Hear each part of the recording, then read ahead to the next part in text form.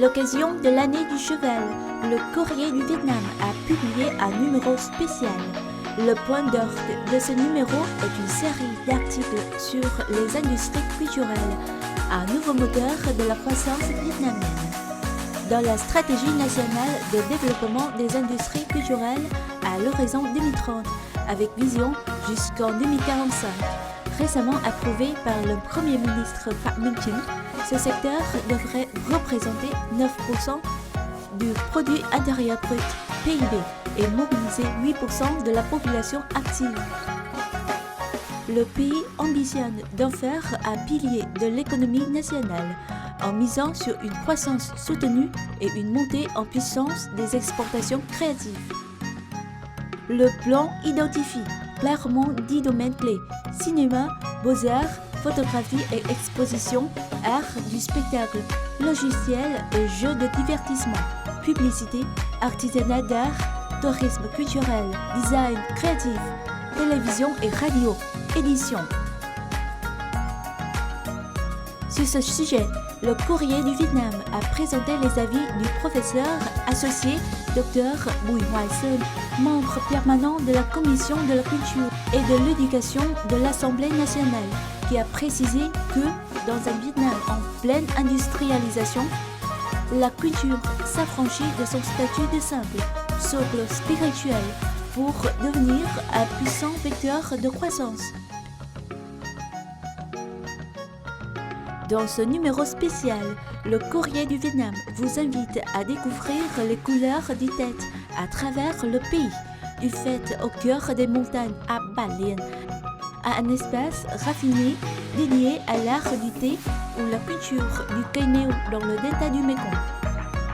Pour la nouvelle année sous le signe du cheval, le Courrier du Vietnam réserve plusieurs articles à cet animal. Le cheval est présent dans les rites millénaires du pays, dans les statues impériales de Huế ou dans les imageries populaires de Đông Hồ et de Hàng Chống. Le journal présente également l'artiste Lê Chí Dũng qui depuis 4 décennies a donné vie à plus de 3000 figures équestres. Ce numéro riche en couleurs de printemps est à vous. Toute la rédaction du Courrier du Vietnam vous souhaite une bonne année de santé et de succès.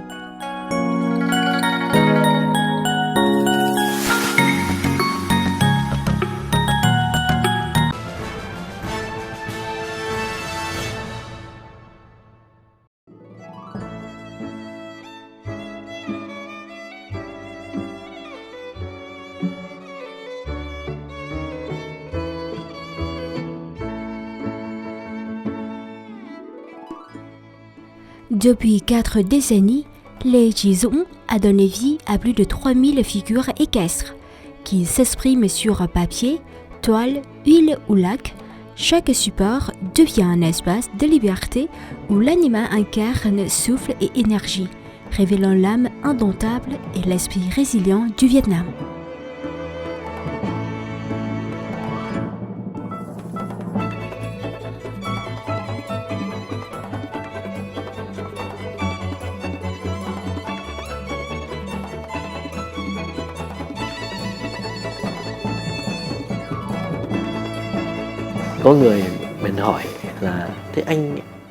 Quelqu'un m'a demandé pourquoi je trouvais que le cheval était beau et pourquoi je continuais à le dessiner sans jamais manquer d'inspiration.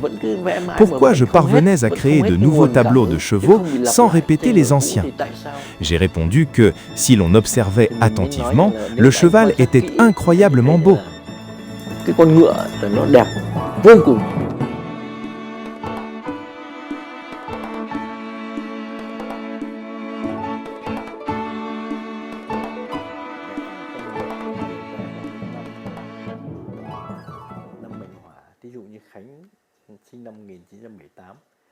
Né en 1949 dans une famille d'artistes de tradition, Lê Chí Dũng hérita très tôt de la passion de son père, Lê Quốc Lộc, 1918-1987.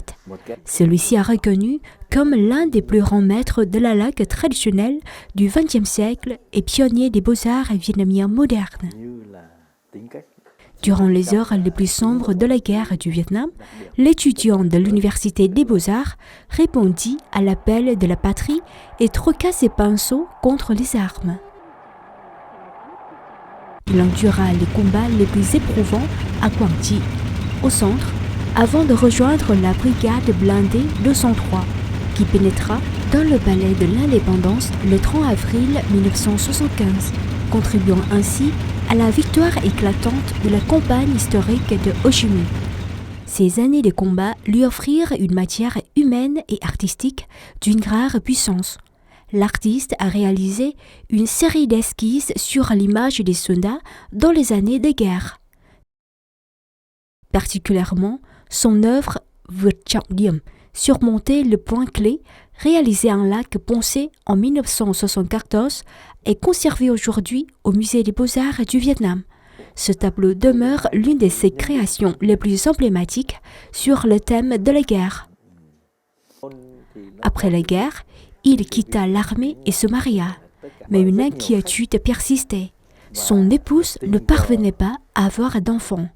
Ayant combattu à A Luay, dans la province de Thừa Thiên Huế, au centre, région stratégique de la route de Ho Chi Minh, il aurait été exposé à l'agent orange, répandu massivement par l'armée américaine.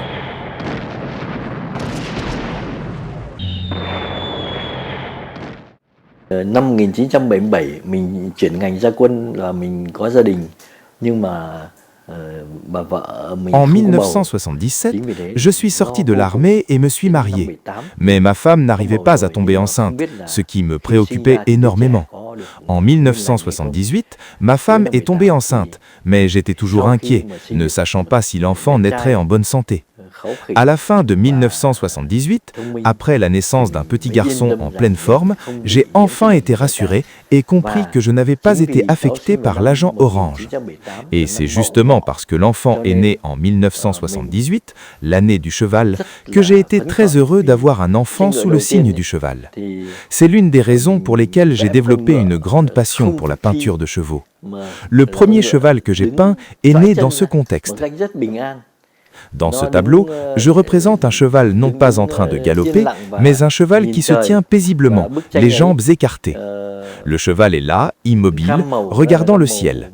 Ce tableau est dominé par des teintes de bleu clair, symbolisant la paix.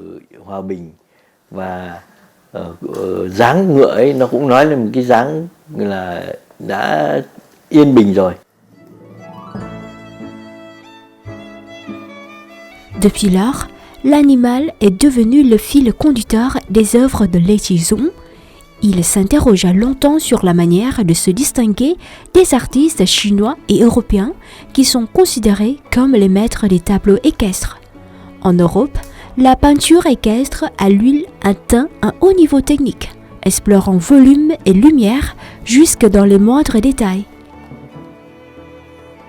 En Asie, les chevaux chinois jouissent d'une grande renommée, notamment grâce à Xu Beihong, 1895-1953, qui étudia en France et intégra des apports occidentaux aux techniques traditionnelles. Bây giờ, người họa sĩ Việt Nam vẽ ngựa đứng trước một băn khoăn vô cùng. Je m'interrogeais toujours sur la manière de dessiner les chevaux. Si l'on ne fait pas attention, on risque de reproduire des œuvres similaires à celles de Xu Beihong ou des peintres européens. Et l'une des missions les plus importantes dans la vie d'un artiste est de ne jamais copier quelqu'un d'autre. Il doit trouver son propre style unique. En parlant de la peinture vietnamienne, il est impossible de ne pas évoquer les deux styles célèbres du peuple vietnamien, les estampes de Hang Trong et de Dong Ho. Avec ces deux formes d'art, issues de la ville et de la campagne, nous héritons d'une grande tradition picturale de nos ancêtres. Je pense que, quand je peins un cheval, il faut que je parvienne à capturer l'âme et la quintessence de ces deux imageries. C'est pourquoi, dans mes tableaux, il y a à la fois le langage visuel de ces peintures populaires vietnamiennes et aucune influence européenne ou chinoise. Vừa có ngôn ngữ của Hàng Chống, vừa có ngôn ngữ của Đông Hồ, và hoàn toàn không có một hơi hướng gì của tranh ngựa châu Âu và tranh ngựa Trung Quốc cả. L'animal est devenu pour lui une source d'inspiration inépuisable. Il admire la beauté de chacune de ses parties, la tête, la crinière, le cou, la queue, les jambes, à l'exception du ventre, raison pour laquelle ces représentations portent toujours la selle. Dans ces créations, les montures ne sont jamais figées. Elles galopent, bondissent, s'élancent.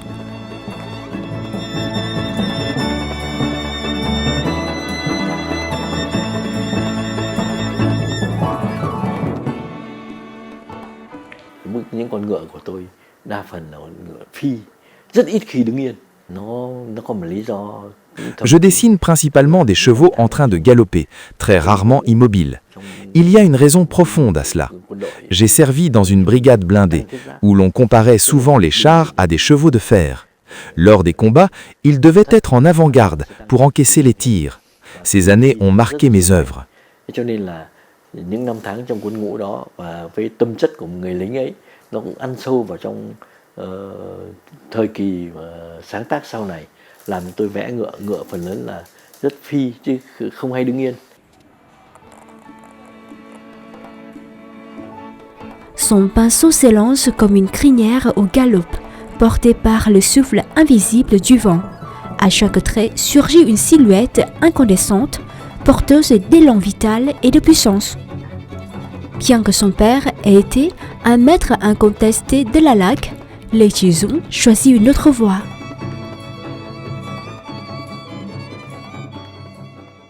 Cái kỹ thuật sơn mài nó vô cùng phức tạp. Cái vũng kiều sơn mài nó cẩn trọng. La laque exige une minutie extrême et un temps de réalisation trop long pour son tempérament. Je réfléchis beaucoup avant de peindre, mais une fois lancé, je dois aller vite pour saisir l'instant de grâce. C'est pour cette raison que je ne peux pas choisir la laque pour mes œuvres. Mình buộc lòng hay phải nghiến răng là rời bỏ sơn mài. À l'occasion du Tête du Cheval 2026, l'exposition Thanh Mã, cheval sacré, a été récemment inaugurée à l'espace artistique situé au 115 rue Nguyễn Thái Học à Hanoï. L'exposition présente une centaine d'œuvres de Lê Chí Dũng. L'événement s'inscrit dans le cadre du projet Mon Zodiac, mis en œuvre depuis 8 ans par Seco Group et l'Association du patrimoine. Một nền mỹ thuật ngựa Việt Nam thời hiện đại đã xuất hiện. Dans les beaux-arts vietnamiens modernes, une école de peinture sur le cheval a vu le jour, s'est glorifiée et a permis de faire connaître le Vietnam au monde entier. Nous reconnaissons les efforts exceptionnels, la passion et l'intelligence de l'artiste Lê Thị Dung dans cette démarche. Tâm huyết, trí tuệ và tài năng là của và ở họa sĩ Lê Chí Dũng. Chúng ta có một câu thành ngữ mà có hội họa đương đại Việt Nam gắn, đó là phố phái, gái liên và ngựa Lê Chí Dũng. La peinture contemporaine vietnamienne a un dicton. Les peintures de la vieille ville de Hanoï de Bui Xuan Phai, les œuvres sur les femmes de Yong Bik Lien et les peintures de chevaux de Lê Thị Dung. Parmi les innombrables artistes à travers le monde qui aiment et peignent des chevaux, l'artiste Lê Thị Dung se distingue par son approche libératrice. Nous voyons que ces chevaux galopent souvent, ce qui se manifeste clairement dans sa technique de pinceau, sa pensée et ses points de vue créatifs.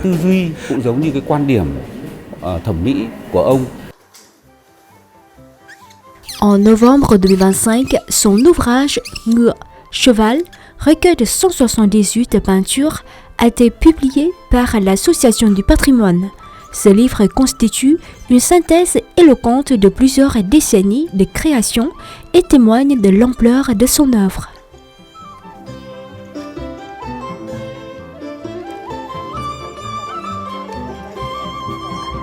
Phấn khởi, chị đem về cho chồng xem luôn.